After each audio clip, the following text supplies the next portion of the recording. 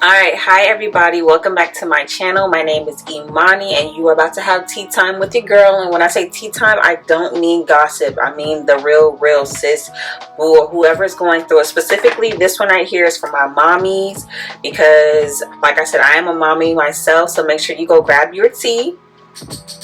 Put them babies down for a nap, bedtime, whatever it is. Put on that oversized t-shirt that's comfortable and come and sit with your girl and come and chit chat with her.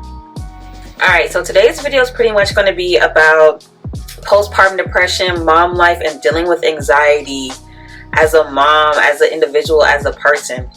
So I ended up writing some stuff down because I didn't want to forget anything, because I feel like these were the important things that I went through when I was going through all of these emotions with my first child, and even somewhat coming on with this one. So postpartum depression is an overwhelming sense of emotions that come over you after you give birth to your baby, which is weird because I feel like I even experienced it somewhat during this pregnancy, but I'm gonna mainly talk about afterwards. So it's basically you give birth to your baby and then like this overwhelming sense of emotions come over you. You don't know why you're so sad, upset, angry, just whatever emotion that you felt that was so intensified. Mine specifically was sadness. I was overcome with this sense of sadness.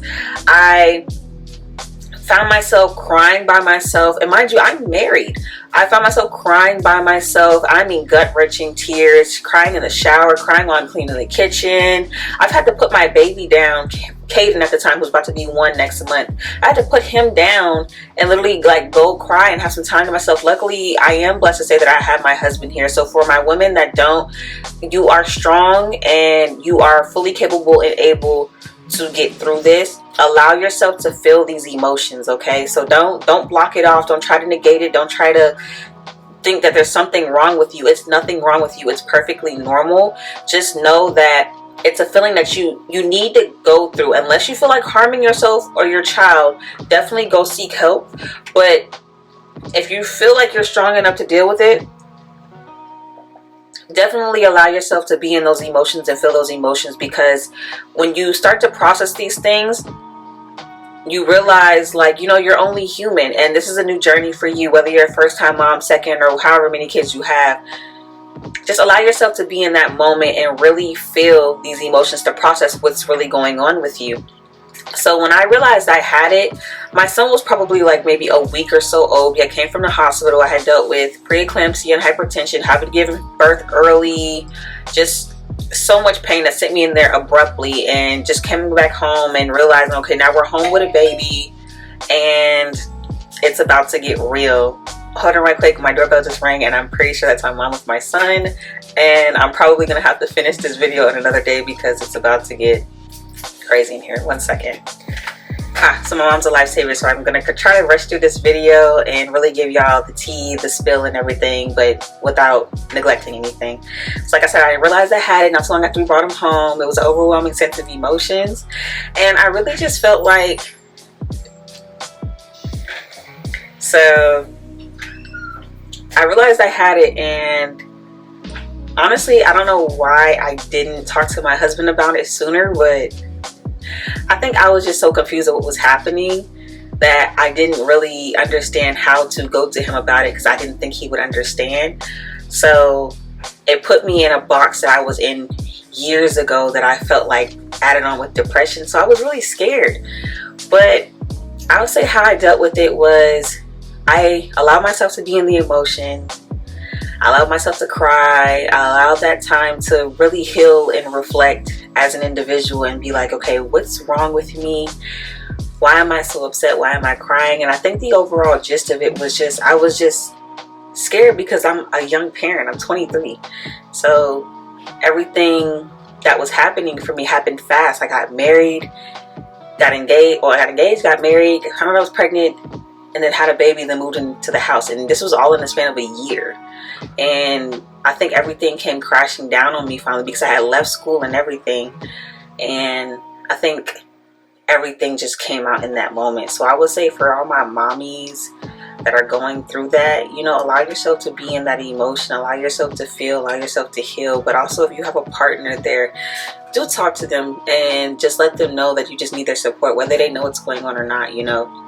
Let them hold your hand, let them rub your back, let them tell you it's going to be okay, even though it does not feel like you're going to be. But definitely allow yourself to be in that emotion and process it, so that way if it happens again the next time, you're quicker to acknowledge that it's here and the tools that you used the last time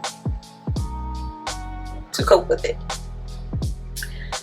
Then this also is my segue into mom life. So mom life is amazing.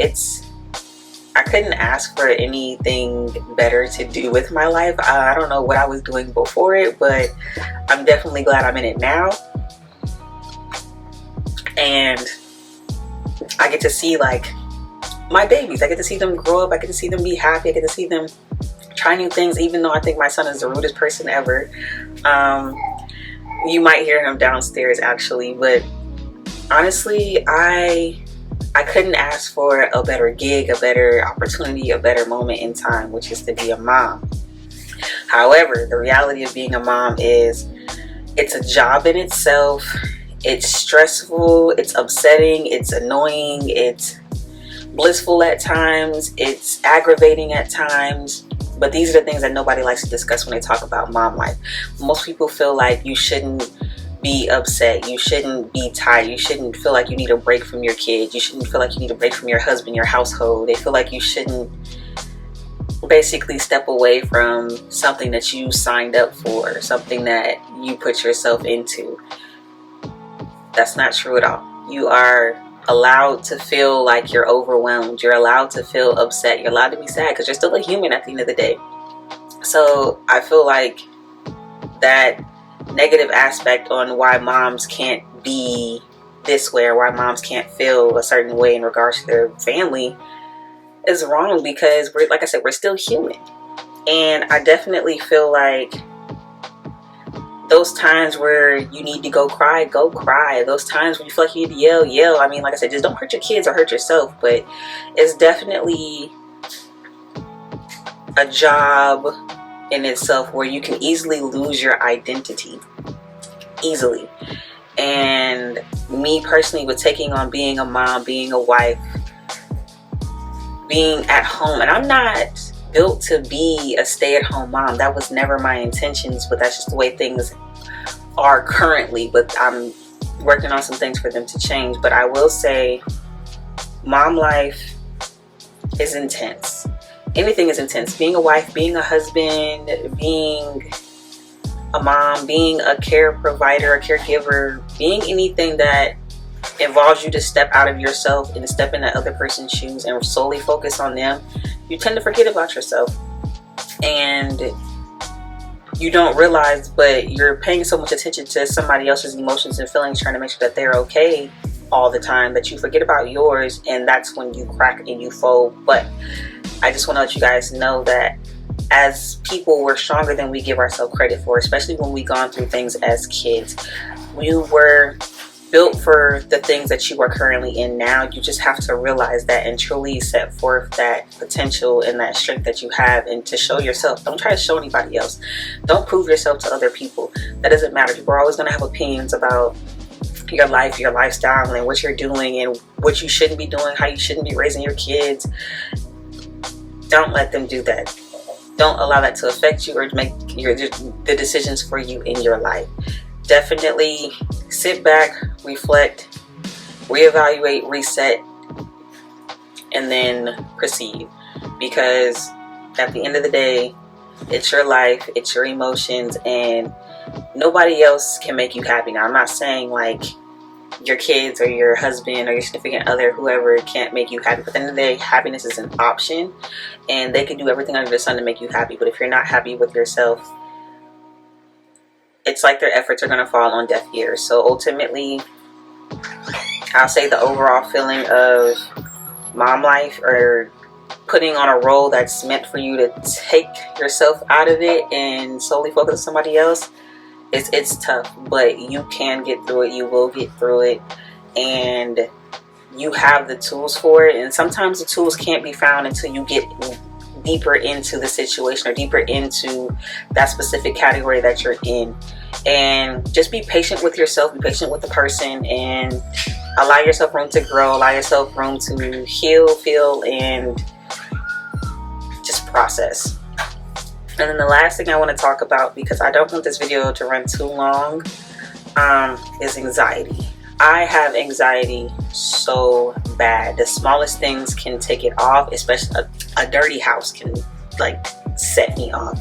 And I'll say I had anxiety bad with the time frame of my son Caden and this one coming in now, is because I felt like a failure. I felt like I had stopped everything. I just felt like I was lost. I felt like what I was supposed to do I didn't do, and it really wrecked my brain, because if you know me as a person, you know I am very detail oriented. I am a workaholic. I will work myself till I'm literally sick and throwing up. I am my worst critic when it comes to anything. I literally had to call my mom, because I was like, Mom, I'm going through it. I don't know what to do. I don't know what I want to do anymore. I'm confused. And luckily I have my mom there, and my mom's really intense, and but she means well, but she's really intense and she gives the best advice. So she was just like, well, if you're not happy with what you're doing, stop doing it and figure out what it is that you want to do and come home. And she saw what my passion was, and it wasn't where it was at the time that I was doing it. Like, I had my attention in the wrong spot, but this go round, she was like, no, focus on what you want to do. Stop piling so much stuff on yourself, because you're causing your own anxiety to flare up. So I took that advice and just really sat down and processed everything. And then I realized I had a dream that I can't remember what the numbers are. I think it was 1123, and my spirit guides were letting me know that everything that I was doing, I was on the right track. So I had anxiety, but then after getting that confirmation, let me know, like, you know, the choices that I'm making right now are just the choices I was supposed to make anyway, was really reassuring. And then, like I said, also having that support system of my mom, my siblings, and my husband there really did aid in the healing process of my anxiety quicker than I would have dealt with it by myself. And if anybody that knows me, I wear my heart on my sleeve. I'm a Taurus. I'm aggressive. I'm stubborn, hard-headed, all the above. But when it comes to being a crybaby, I will be a big old crybaby and call my mom and be like, yo, I don't know what's wrong and I need help. And I'm just glad I really have my mom there to reel me back in and tell me what's going on. Hi, baby. Hi, baby. Mom, he's trying to come up the stairs. Mom. Oh. But how I am with it now, honestly, I feel like I have the tools to better cope with it. You can bring him up here.